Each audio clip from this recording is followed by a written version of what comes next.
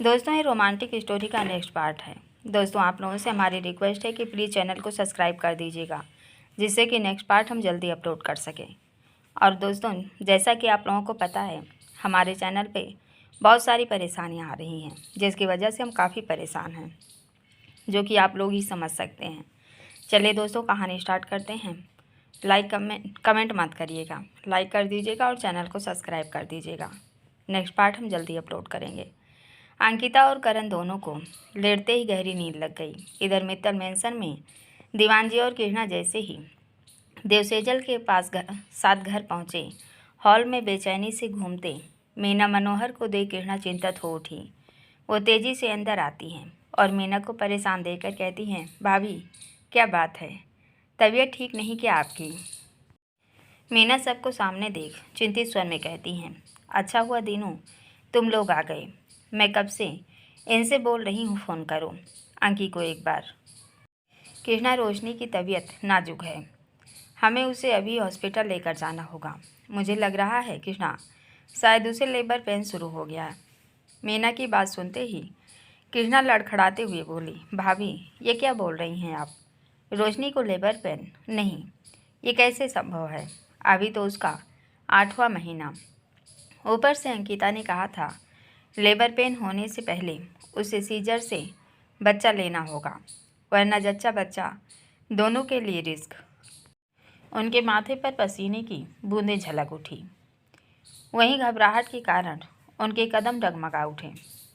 दीवान जी कृष्णा की बातें सुन और उन्हें इस तरह व्याकुल देख एक बार की खुद भी घबरा गए। लेकिन वो सेजल की तरफ देखते हैं, जो देव का हाथ थामे खड़ी काँप रही थी। दीवान जी देव को अपने रूम में जाने का इशारा कर गहरे स्वर में कहते हैं, आप रोशनी से मिले बिना ही इतनी परेशान हो रही हैं भाभी। नीसू रोशनी? मीना चिंतित स्वर में कहती हैं, दीनू अपने कमरे में ही हैं नीसू रोशनी।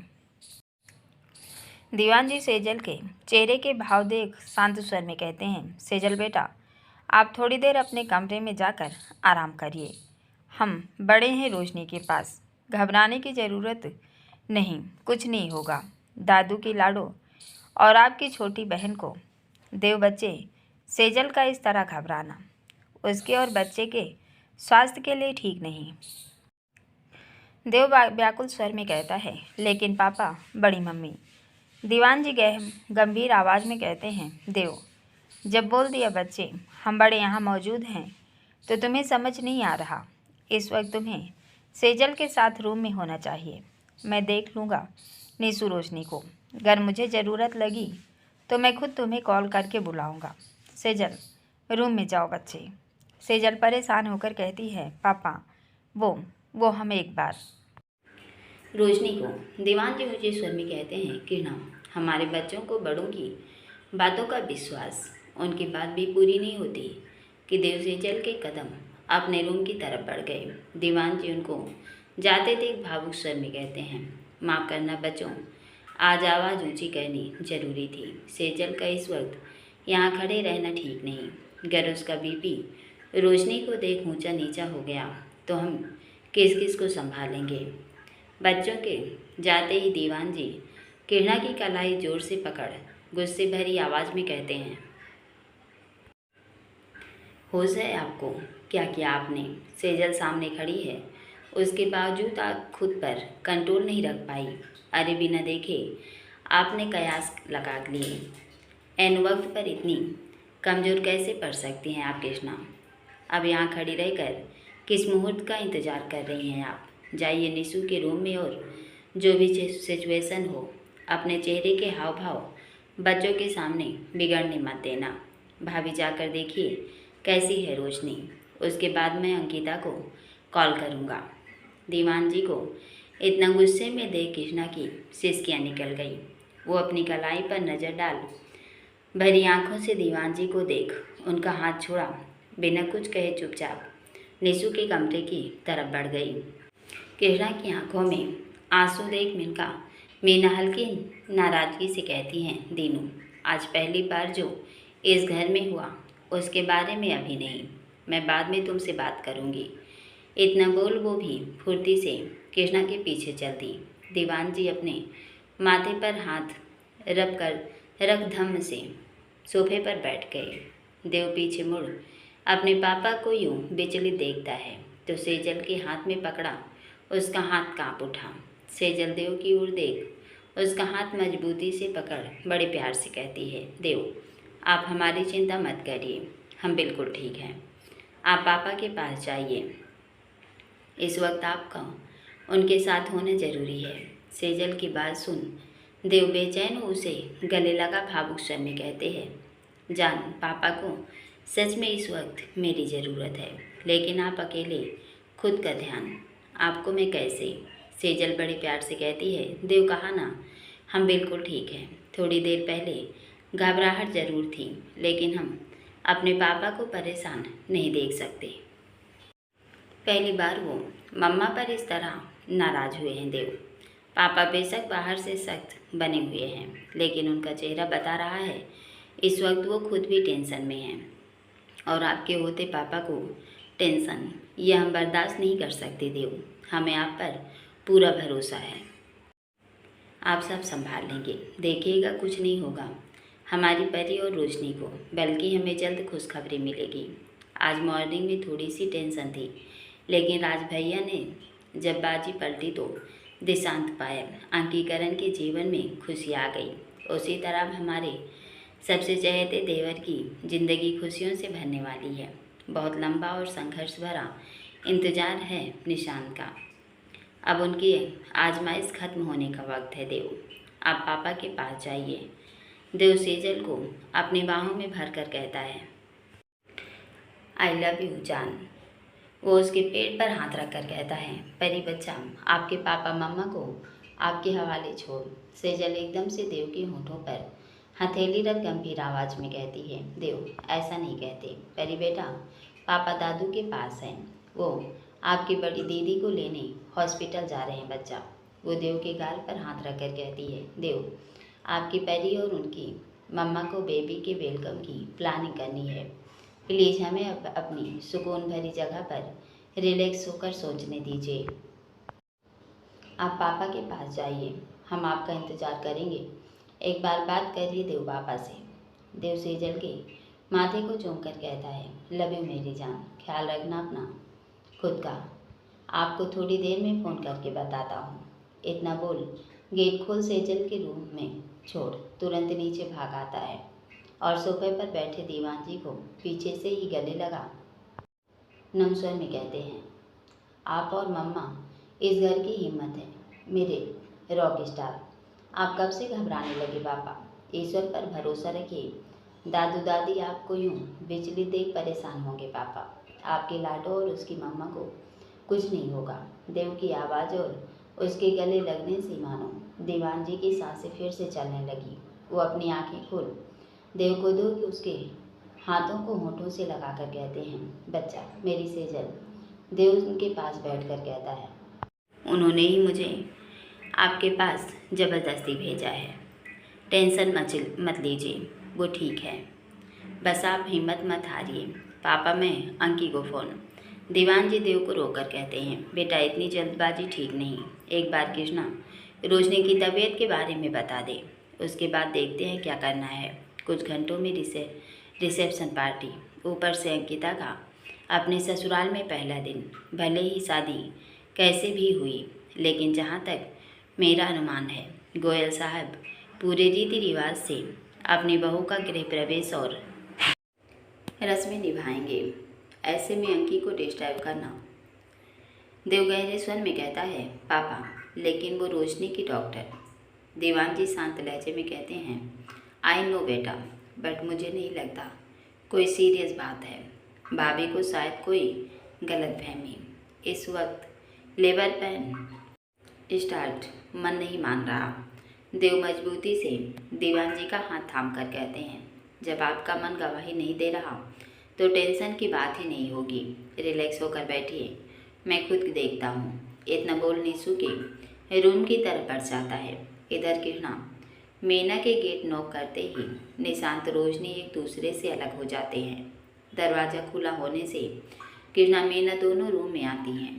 कृष्णा जल्दी से रोशनी के पास आकर बेचैन स्वर में कहती है, बेटा क्या बात है, फैल जाता।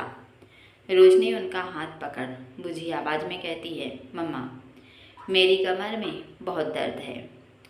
नजरें नीचे करके कहती है, हमें कुछ अजीब सा। किरणा निशांत को देखकर कहती है, निशु अपने पापा के पास जाओ। अपनी मम्मा की आवाज़ की गंभीरता सुन निशांत एक बार नज़र रोशनी को देख उसे आंखों से शांत कर गेट पर खड़े देव के पास आकर उसके गले लगकर कहता है, भाई। रोशनी और परी देव उसे अपने बाहों में लेकर कहते हैं, ओए हीरो, ये मुँह लटकाने का नहीं, खुशियाँ मनाने का टाइम है। निशु जब इतना कठिन समय बिना कोई रिस्क के पार हुआ तो अब पापा की परी और उसकी मम्मा को कान्हा के हवाले छोड़ दे भाई। वो बैठे हैं ना, सब कुछ अच्छा होगा। देव निशांत को लेकर हॉल की तरफ बढ़ गया। निशांत के जाते ही किरणा सधी आवाज़ में कहती हैं, रोशनी बेटा, माँ हूँ तुम्हारी, बच्चे खुलकर बताओ क्या प्रॉब्लम हुई अचानक। कल रात तक सब ठीक था, फिर सुबह से। रोशनी नजरें नीचे कर बेचैन स्वर में कहती है, वो मम्मा कल रात में मैं और निशु कुछ पल एक दूसरे के करीब, उसके बाद से एम्बेडोमेन और कमर में पैर शुरू हो गया। किरणा उसकी बात सुन आंखें बंद कर गहरे स्वर में कहती हैं, रोशनी ऐसे नाजुक वक्त में इस तरह की नादानी।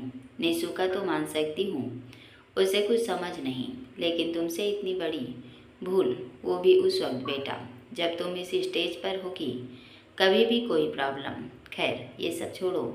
किरणा मीना को देखती हैं, जिनका रोशनी की बात सुन चेहरा गुस्से से लाल हो गया।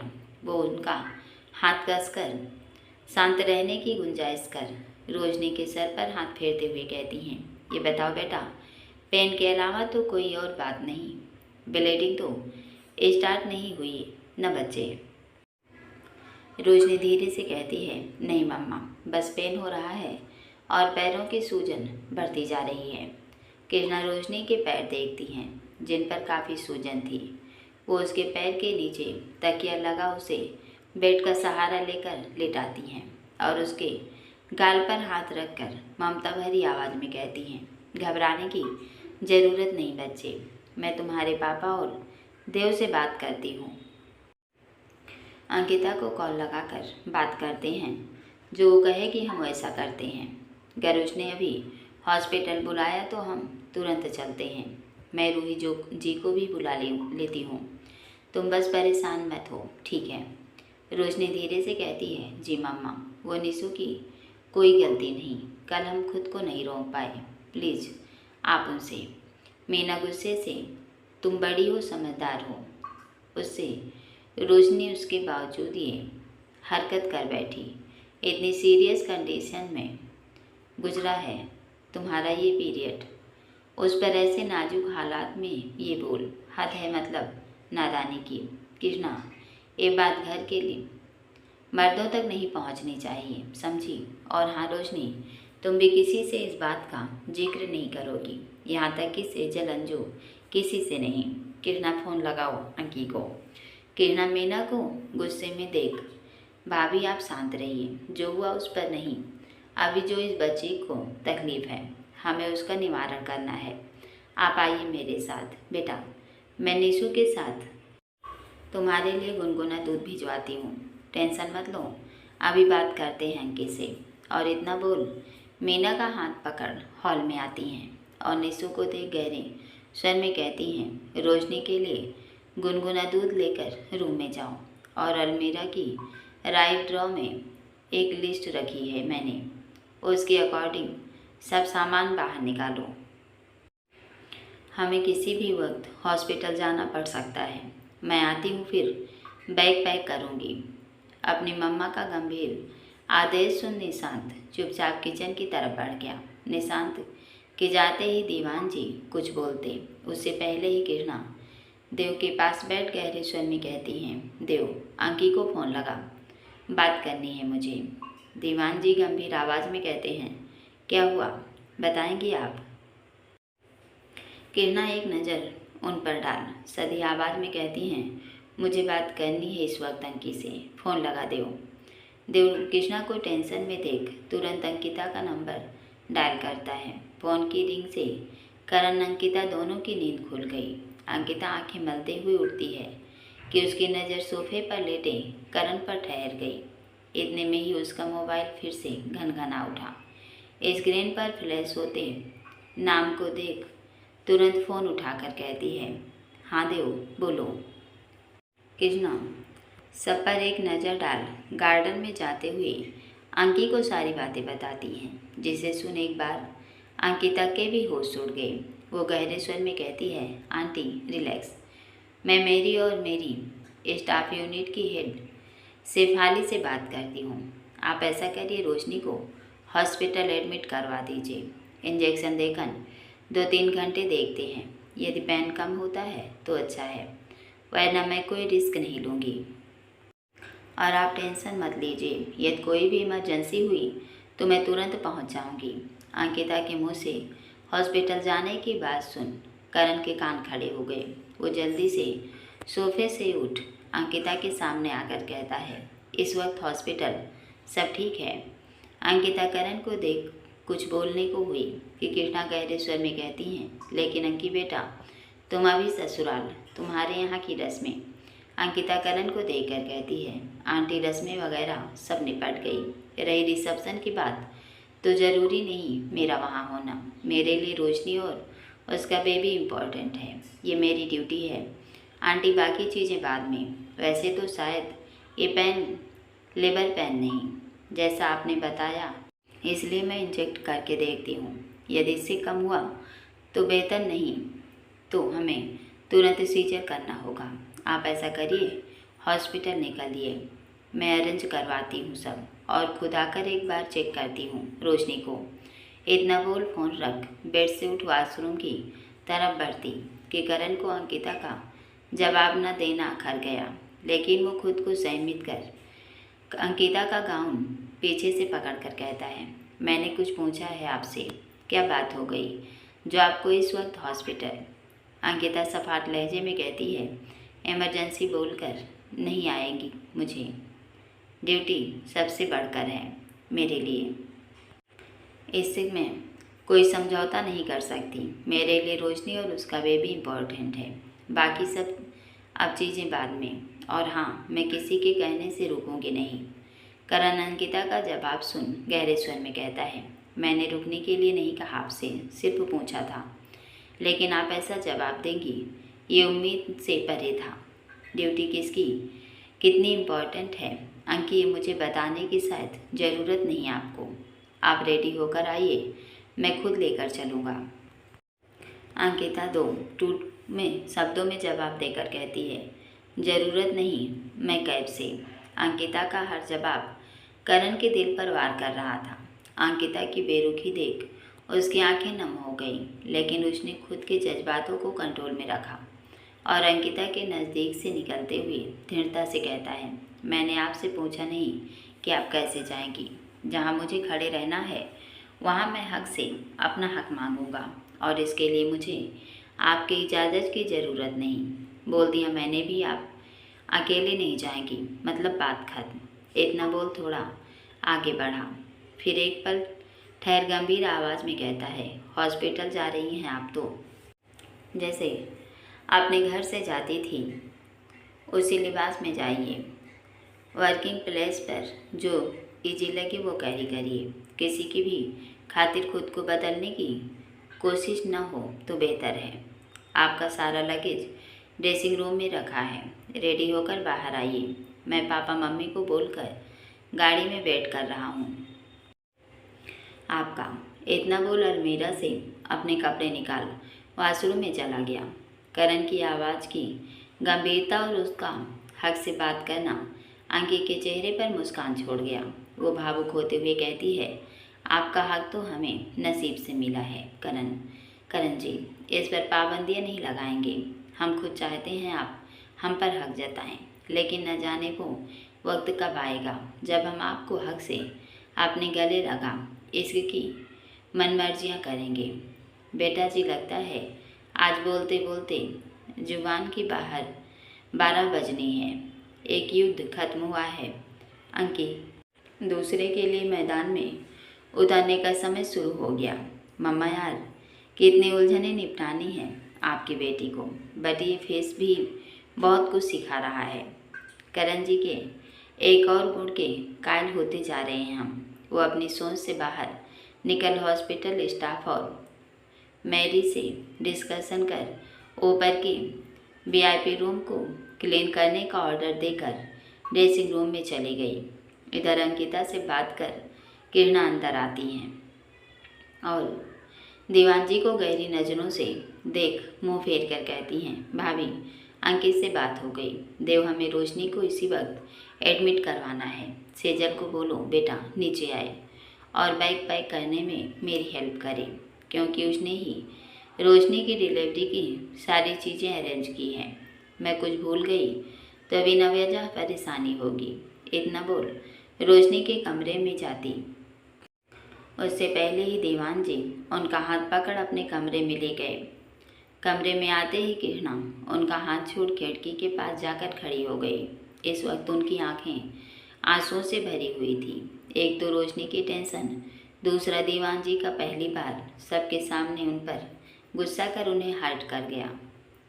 किरणा की भरी आंखें देख दीवान जी बेचैन हो उन्हें पीछे से गले लगा नम स्वर में कहते हैं, माफ़ी नहीं, सज़ा का हकदार है आज दीवान मित्तल, जो इतने सालों में कभी नहीं हुआ। आज उसने अपनी पत्नी के साथ वो जुर्म किया है जिसके लिए भगवान भी माफ़ नहीं करेंगे। आपकी नाराज़गी सह सकता हूँ कृष्णा, लेकिन आपकी बेरुखी नहीं। ये वक्त नहीं इन बातों का।